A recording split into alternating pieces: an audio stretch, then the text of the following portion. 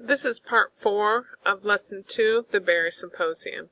So make sure your Berry Symposium document is open. And you're going to create a 4-inch circle at the center of your artboard. Click on your ellipse tool. Click in the center of your artboard. You're going to make this 4 inches by 4 inches and hit OK.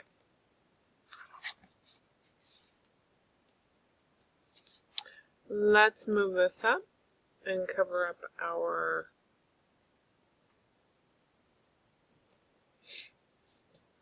other document. Hide the guides. Click on Windows. Click Gradient.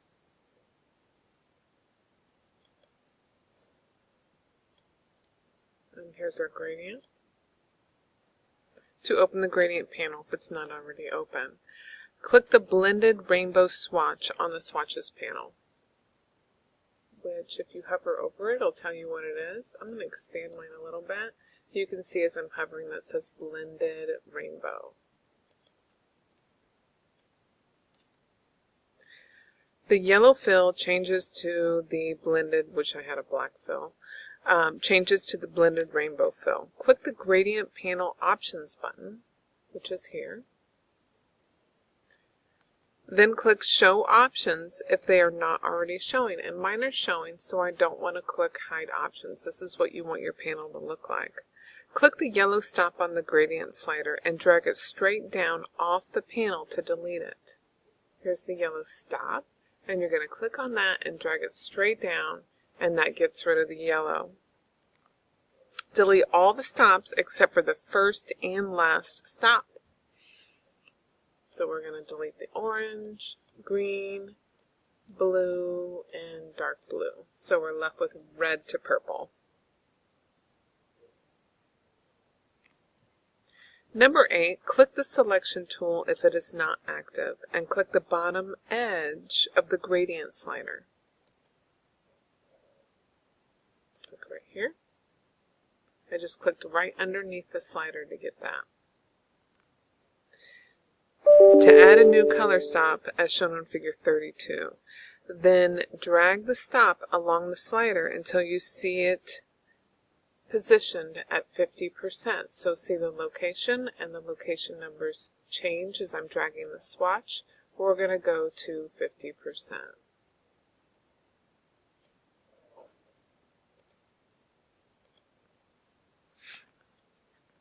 Number 9, drag each of the diamond sliders found at the top of the gradient slider to the 50% mark. So here's the diamond slider. We're going to drag that to the 50% mark.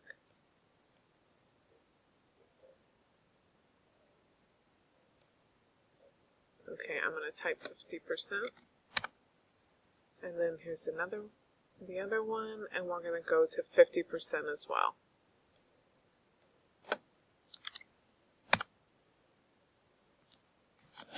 Number 10 on page 225, verify that the new stop is selected. You can see it's filled in with white, and that means it's selected. Press and hold Alt and click the swatch in the swatches panel. So press and hold Alt, that means you can select a different color, and then we're going to hover until we find squash. And it looks like squash is right here. Click that, and then it turned this stop to swatch, this swatch stop to squash, which changed your gradient here. Double-click the first stop on the gradient slider to open the dual color swatches panel.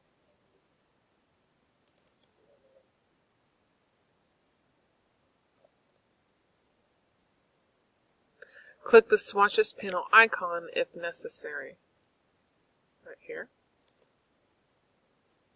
and then click black. Repeat the previous step to apply black to the third stop.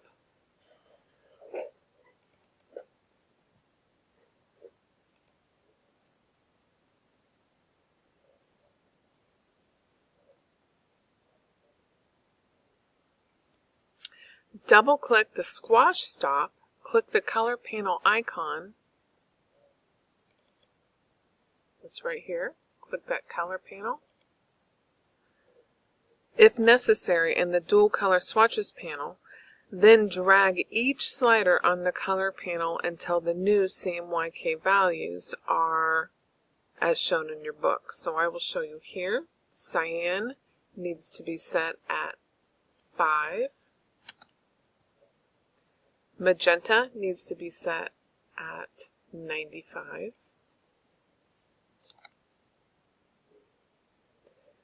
Yellow needs to be set at 95. And then black needs to be set at 3. You can hit enter. Click the type list arrow on the gradient panel and click radial. Click the diamond on the top of the gradient slider between the first two stops and drag it to 87%.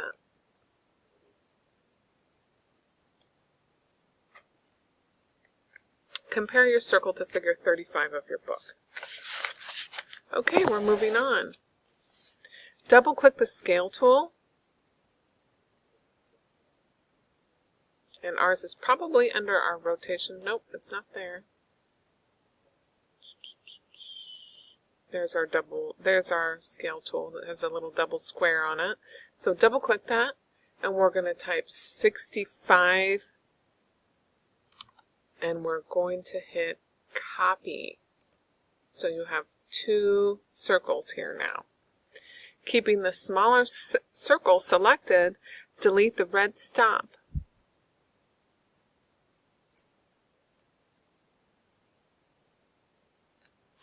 Change the first stop to white.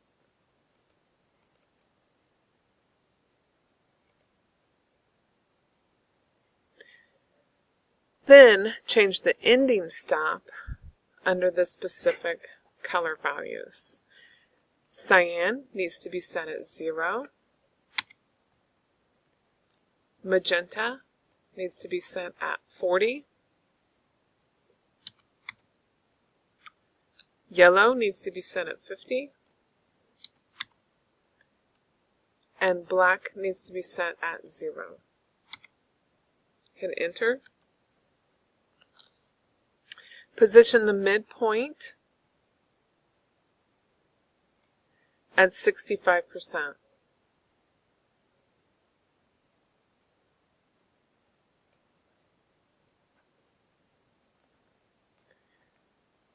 Drag the gradient fill box from the gradient panel to the swatches panel as shown in figure 37. So this is your gradient fill box on the gradient panel. We're going to take this, I'm holding my mouse down, clicking it and dragging it over to my swatches. So I just made a new swatch, or created a new swatch by doing that. You have to make sure you drag this fill box over to here. Double click the new gradient, and you're going to call this Pinky. P-I-N-K-Y. And hit OK. Number 8 on the bottom of page 226 reads, click the last color stop on the gradient slider. Drag the gradient color stop from the color panel to the swatches panel. And we do not have our color panel open. I've discovered that if you double click this and try and move this swatch over to here, it won't work. It just doesn't work. So what we're going to do is we're going to open up our color panel. I'm going to go to Window, and some of you may already have your color panel open, and that's fine. Click Color. This is our color panel, and we can drag this swatch over to here to create and save a new swatch. So I'm holding my mouse down and dragging it over, and now we have a new swatch. Double click that new swatch to rename it. And the name for this new swatch is called Pinky Ending. Hit enter. Click your selection tool